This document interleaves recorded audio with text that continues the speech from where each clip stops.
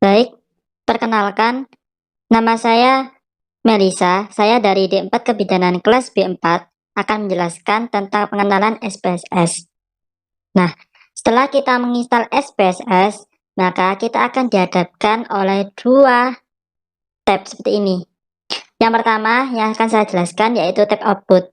Di sini untuk tab output di sini digunakan untuk melihat hasil analisis yang telah kita lakukan pada tab sebelumnya, yaitu di tab Untitled. Jadi, tab output di sini akan menjabarkan atau mendeskripsikan hasil olahan yang telah kita lakukan pada tab sebelumnya, yaitu di Untitled. Kemudian, untuk di tab Untitled sendiri, yang perlu kita perhatikan, yakni yang pertama, ada dua jenis tab di bawahnya, yaitu ada data view dan variable view. Nah, untuk penjelasannya, pada tab variable view, biasanya itu diisi terlebih dahulu karena di sana kita akan memasukkan beberapa inisial dan variabel-variabel yang akan kita olah nantinya di data view. Untuk penjelasannya sendiri, yang pertama yaitu ada menu name. Di menu name sendiri digunakan untuk menginput nama atau inisial dari variabel. Semisal saya ingin menginputkan inisial variabel dari tinggi badan. Jadi kita hanya menuliskan inisialnya saja. Bisa itu TB, bisa itu Y, bisa itu X. Jadi tergantung dari yang kita inginkan. Nah, untuk syarat-syarat batasan untuk nama variabel, yang pertama yaitu kita tidak boleh menggunakan spasi atau karakter khusus. Jadi kita harus menggunakan karakter-karakter khusus untuk pemisahnya, semisal tinggi badan 1. Jadi kita bisa menggunakan underscore atau bintang atau tanda hubung untuk memisahkan antara TB dengan 1. Seperti itu. Kemudian yang nomor 2 yaitu type. Untuk type sendiri, dalam SPSS banyak tipe data yang ditawarkan untuk tiap variabel. Tetapi untuk keperluan analisis data yang biasa dipakai adalah jenis data numerik. Ini data numerik digunakan untuk memasukkan data dalam bentuk angka. Yang kedua yaitu tipe string. Tipe string sendiri artinya jika data yang diinginkan dimasukkan dalam variabel merupakan nama responden, alamat, lokasi, penelitian, jenis pekerjaan, dan sebagainya. Jadi string ini digunakan untuk data yang berjenis huruf. Kemudian yang ketiga yaitu data berbentuk date atau tanggal. Jadi digunakan untuk memasukkan data tanggal. Ada sejumlah pilihan tipe atau format tanggal, semisal DD, MM, atau YY. Jadi hari, bulan, dan tahun. Seperti itu. Kemudian yang selanjutnya yaitu width. Width di sini disesuaikan dengan lebar data sebagai patokan adalah data angka atau karakter terpanjang yang akan dimasukkan. Misalnya, untuk variabel nama disesuaikan dengan jumlah atau karakter terbanyak yang akan dimasukkan. Untuk variabel berat badan balita, maka angka terbanyak adalah 2 digit. Untuk variabel tinggi badan, maka angka terbanyak 3 digit. Dan seterusnya disesuaikan dengan logika masing-masing variabel. Jadi di sini width ini digunakan untuk mengatur seberapa panjang atau seberapa lebar data yang akan ditampilkan.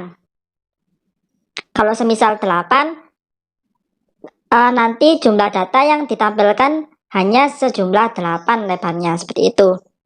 Kemudian desimal. Desimal ini untuk menentukan berapa angka desimal setelah tanda koma. Ketentuan yang berlaku yaitu tidak boleh sama atau lebih besar dibandingkan width-nya. Misal di sini width-nya 8, maka maksimal input yang dapat kita ketik itu hanya 7. Ketika kita menulis 8 atau lebih, maka desimal tidak akan menerimanya. Seperti ini, akan muncul peringatan.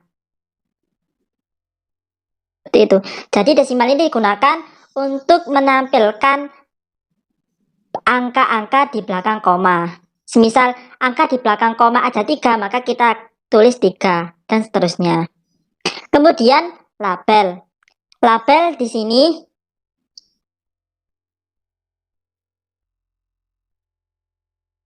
digunakan untuk menampilkan deskripsi dari nama variabel. Di sini kan kita sudah menuliskan inisialnya, maka untuk keterangan lebih lanjutnya kita dapat jelaskan di dalam tab label ini. Kita tulis tinggi badan. Seperti ini. Nah, untuk label sendiri kita diperbolehkan untuk memakai spasi. Tidak seperti yang ada di aturannya di name ini. Kemudian di values merupakan kode yang diberikan jika variabel yang digunakan ada kategori. Misalnya untuk jenis kelamin, jika kode 1, misal ya, jika kode 1 untuk pria, jika kode 2 untuk wanita. Jadi maksimal inputnya hanya 2 kategori. Selebihnya itu tidak bisa. Nah, selanjutnya, jadi semisal data kita ada faktor jenis kelamin, jadi kan dibagi menjadi 2, pria dan wanita. Maka kita dapat menuliskan deskripsi lengkapnya sesuai dengan apa yang kita teliti atau inisial yang kita teliti dan kita masukkan ke dalam sini. Oke. Kemudian kita langsung ke measure. Measure adalah jenis skala data untuk setiap variabel. Secara default, data akan terpilih sebagai nominal. Jika variabel bertipe string atau ordinal, dan akan terpilih scale jika dapat data bertipe numerik. Jadi seperti ini. Jika data berbentuk string dan ordinal, maka secara default ini SPSS akan memilihkan measure-nya nominal. Jika datanya berupa numerik seperti ini, maka tipe scale akan dipilihkan otomatis nominal. Itu. Tetapi perlu diingat, di sini scale digunakan jika data bersifat data kontinu. Yang kedua, ordinal digunakan untuk data yang memiliki tingkatan, seperti contoh tingkatan pendidikan di Indonesia. Seperti yang kita tahu, tingkatan ada SD, SMP, SMA, dan kuliah. Seperti itu. Jadi kita bisa menentukan tingkatannya. Untuk yang nominal sendiri, ini merupakan data yang tidak ada tingkatannya, kebalikan dari ordinal. Seperti itu. Nah, setelah kita menginput semua yang kita butuhkan dari variabel dan seterusnya dan lengkap, maka kita dapat mengolah data. Langsung kita klik view-nya. Nah, di sini akan muncul inisial yang telah kita buat di tabel variabel view. Nah, di sini kita dapat mengetik atau mengcopy pastekan data-data yang telah kita teliti di sini. Untuk angka 1, 2, 3, 4, 5 ini menunjukkan jumlah respondennya. Seperti itu. Nah, untuk penjelasannya lebih lanjut lagi, saya akan menjelaskan tentang alat-alat yang ada di atas ini. Toolbar-toolbar seperti file sampai help ini ada di atas. Untuk yang pertama, menu file. File ini berfungsi untuk menangani hal-hal yang berhubungan dengan file data, seperti membuat file baru dengan program new, membuka file tertentu dengan program open, mengambil data dari program lain seperti ekspor dan impor, mencetak data editor. Seperti ini. Terus yang kemudian, yang kedua, yaitu menu edit. Pada menu edit ini dapat kita ketahui ada perintah undo dan redo dan copy paste dan lain-lainnya. Di sini menu edit digunakan untuk menangani hal-hal yang berhubungan dengan memperbaiki atau mengubah nilai seperti menduplikasi, menghapus data, mengedit data dan sebagainya. Terus kemudian yang ketiga yaitu view. Menu view berfungsi untuk mengatur toolbar seperti status bar, menampilkan value label, dan lainnya. Kemudian yang nomor 4 yaitu transform data. Menu data berfungsi untuk membuat perubahan data SPSS secara keseluruhan seperti mengurutkan data, menyeleksi data, berdasarkan kriteria tertentu, menggabungkan data dan sebagainya. Seperti itu. Untuk menu transform berfungsi untuk membuat perubahan pada variabel yang telah kita pilih dengan kriteria tertentu. Seperti contoh, ketika kita ingin melakukan uji ANOVA, maka ketika data kita tidak tersebar secara normal, maka kita dapat memperbaiki data tersebut pada menu transform ini agar bisa menjadi normal.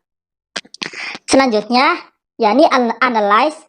Menu analyze ini untuk menganalisis data yang berisi semua kategori statistik yang SPSS mampu lakukan. Panah di sebelah kanan ini menunjukkan bahwa ada submenu tes yang lebih spesifik atau kelompok uji.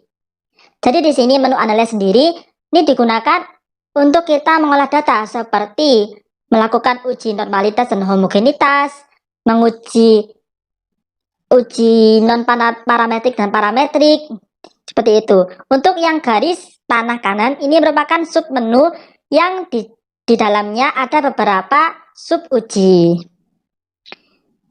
Kemudian kita lanjut ke graph.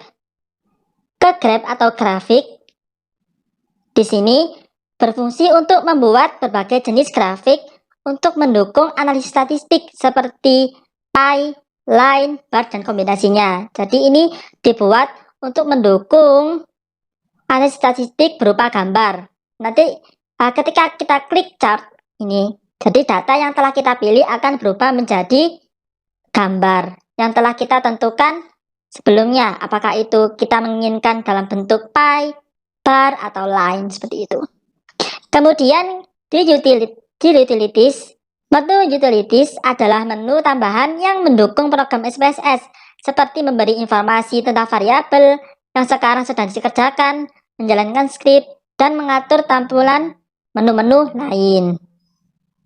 Kemudian di menu extension atau add-ons, menu extension adalah menu tambahan berupa fasilitas aplikasi dan service yang disediakan oleh pembuat SPSS yang hanya dapat jika komputer terhubung dengan internet dan memakai software yang ilegal. Jadi extension adalah program tambahan SPSS yang syaratnya kita harus terhubung dengan internet. Kemudian window di sini berfungsi untuk berpindah atau switch di antara menu-menu lain yang ada di SPSS. Seperti ini kita dapat memindahkan ke utility yang pertama di utility untitled 1 pindah ke output 1, seperti itu. Yang terakhir yakni help. Help di sini merupakan menu yang berfungsi untuk menyediakan bantuan informasi mengenai program SPSS yang bisa diakses secara mudah dan jelas secara offline dan online jika memungkinkan. Jadi help ini merupakan menu untuk menampilkan beberapa informasi tentang SPSS. Seperti itu. Terima kasih atas perhatiannya. Jika ada salahnya, kurang lebihnya saya mohon maaf. Sekian, terima kasih.